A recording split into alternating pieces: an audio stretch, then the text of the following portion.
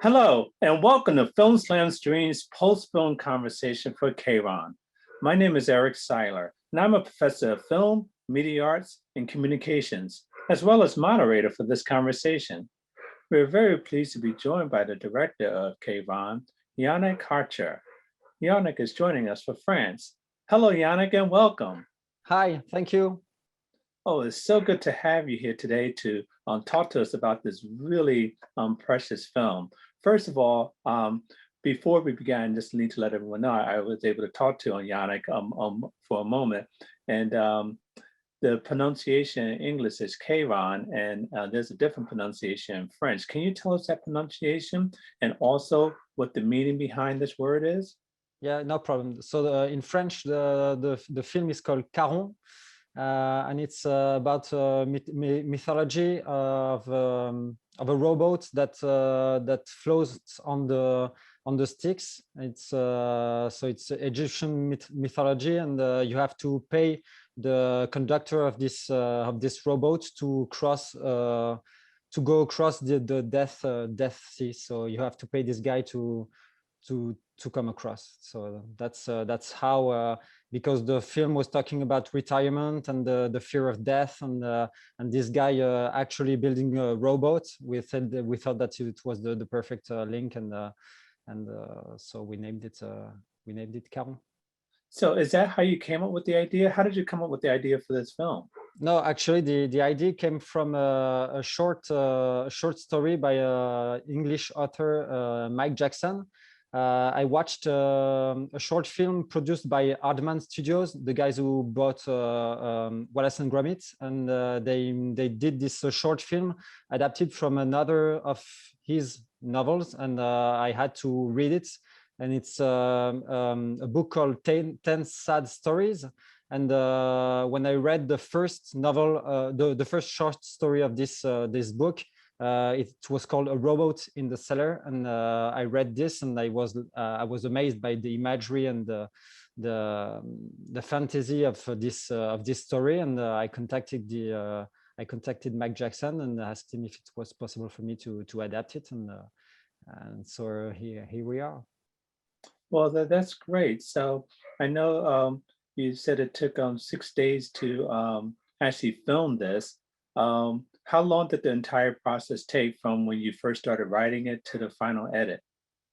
It was a very long process. It took 6 years to write and finance the movie, because as you can see, there was a lot of expensive stuff to do in the film, and so we tried to collect all that, because in France we have a particular way of financing movies. Short film, we have what's called CNC. It's an organization. You give scripts and you ask for them for money, and then you have to ask for cities and departments and all over the place to ask for money, and so it took a long time for us to get some, and we didn't have what we needed to do the film, so we try, and so at the end we didn't have the right amount to do it, so we found a solution to do what we expected to do without the money within it. So let's talk a little bit more particular about those solutions. For instance, the set and the locations. Can you tell us a little bit about the set and how you actually got a boat in the basement, or was that really not a basement? Yeah, actually, the house that you see, it's a real house in France, in Strasbourg. And when you enter the cellar, it's a set that we had to float. So we needed to build it in like a big swimming pool. And actually, we found an abandoned swimming pool in a former high school, and it was possible for us to build the set in there, and ask the fire department to bring the water so we can float it, and that's it. The set, we managed to pay nothing from what you see on screen. We had other shootings that we collect stuff, and so we managed to actually have everything you see on screen for free. So that's what was one big budget line we can cross. Well, really innovative ways to getting this film done. The star of the film, who is he? Is he a friend of yours? Is he someone that you found through an audition? So the main actor is Checky Cario. Is a very big actor, and he played in actually a lot of American film. He played the villain in Bad Boys. He played in Christophe Colomb, the Ridley Scott movie, and other films. And I met him on a shooting because aside from directing short film, I am assistant director on the TV and movies. So I worked on the TV show, and he had a role, and we became friends on this shooting. And I proposed him the script, and he said yes, and that was it. Well, that's good that you could find such an accomplished actor. Yeah. In terms of let's talk a little bit more about the story and the development of it. You use little dialogue throughout the film. Why did you choose to go that route to help tell the story? Actually, the first draft, there was no dialogue at all, and I love the way to expressing without having to say it, and in this particular story, I had the feeling that the character didn't have to speak to say what the audience needed to understand, and so that's the little thing. The version you see of the movie, there are 5 minutes that's not in the movie anymore, and there was a lot of talking with the neighbors that there were much more bigger roles, and he had talk with them, and they tried to befriend with him. He said no, and there was this little game between them. But at the end, when you see the movie, it was too much in the story I was trying to tell. So one of the parts that there is no dialogue, it's because I cut it in editing. Also, right. That's you can let the action speak for itself. Yeah. I just want to let everyone know we're talking to the director of Charon, Yannick Karcher. If you have questions, please put them in the Q&A portal, and we'll get to them as time allows. The overall meaning behind the story, let's talk a little bit about that. What do you want people to take away from this film?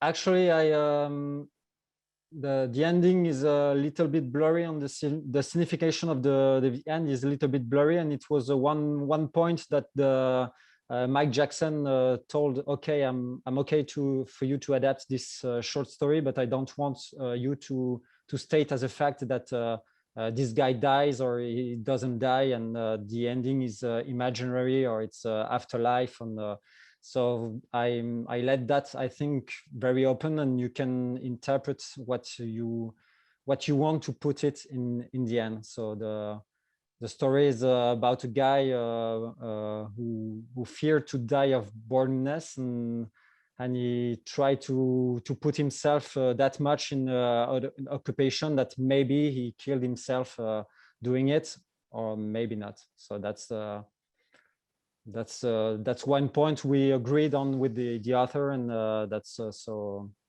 you take what you want from this story. Well, you leave it up to us. Yes. So do you think the motivation behind the man to build the boat, was it seeing his neighbor die? Was it seeing himself almost having a little accident? Well, what was the motivation, you thought?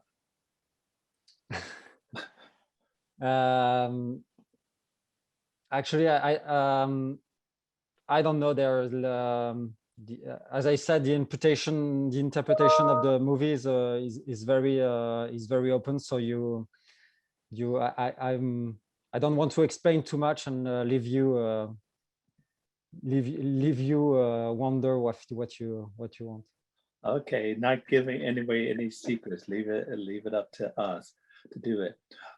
In terms of the imagery in it, I love the way you took your time with the film, and which you really involved us with the man's character. And there was one point in which uh, you had like 4 images of the man working to show his dedication. Tell us a little bit about that scene. Why did you choose to have multiple, images of him? What were you trying to accomplish? The idea that he was seeing himself working, and by multiplying on him on the screen, he was like he saw himself getting back to life. He was like he saw him see he sees him living again. So that's why I wanted to show that he can enjoy himself watching himself working and so living again. And that's one theory he fears in the beginning, not to be able to do. See. So, and there's another scene in which he's outside and he's trying to crank up this device, and he couldn't get it done, and other people came around to help. And you intentionally had someone who was like a religious person, a minister or something like that. Was that symbolic in a way of like someone divine trying to help him? Tell us a little bit about that scene. Yeah, no, it's for that it's a misinterpretation because he has nothing religious at all. The idea is that this group of retired guys come from nowhere and suddenly helps him and like disappear after helping him, and they come together at the end of the film, but without any explanations. Like there's maybe divine thing, but there are no religious connotation in the clothes of the guy. He's just dressed in black, and there's no religious aspect. Okay, but then again, you could leave it up to the viewer to interpret that as well too. You mentioned that there was some things you took out of the film and some dialogue too. Give us an example of some of the dialogue that you took out. What would we have heard if it was left in? The one of the first scene, it was him coming back home, and with the box and with all his stuff, a balloon with happy retirement, and so you understand that he's just retired. And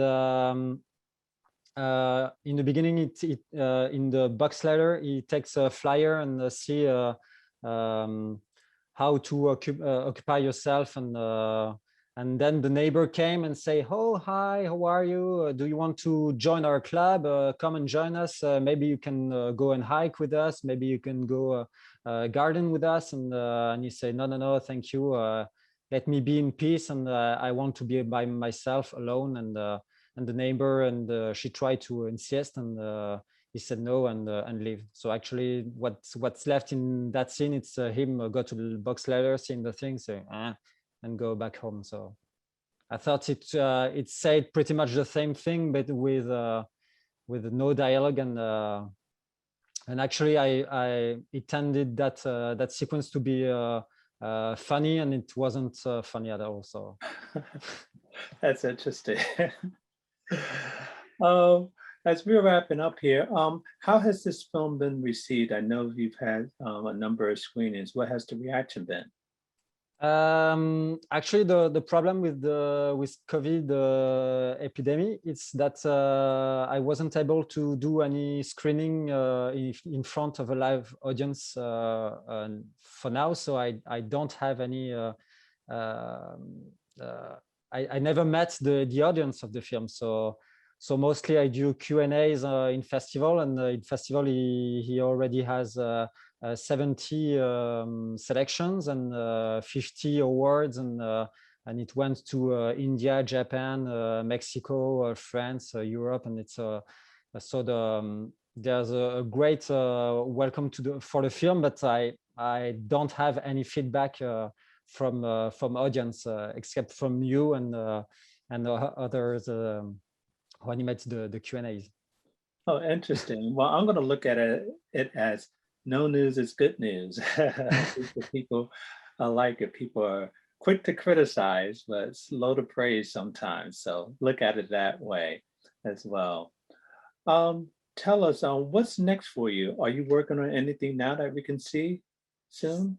Right now, I'm beginning the writing of a feature film, and so we are looking for a script, a screenwriter to work with, and that's a long process because actually writing is not my very strong suit, and so I try to find someone who's better than that than me, and so right now it's thinking time and researching for this feature film.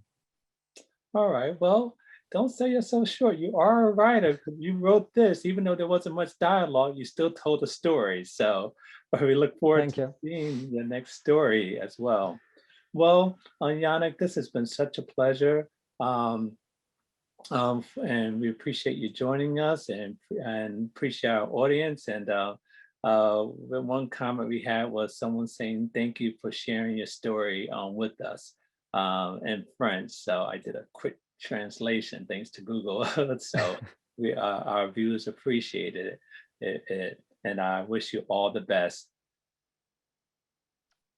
Thank you very much. Thank you for having us, and thank you for watching the film. That's great. You're welcome. And I'd like to thank you, our audience, for joining us for this important and invigorating conversation. For more information about the current 45th Cleveland International Film Festival or any of our upcoming festivals, please continue to follow us on social media or visit us at clevelandfilm.org. I'm Eric Siler. Thank you.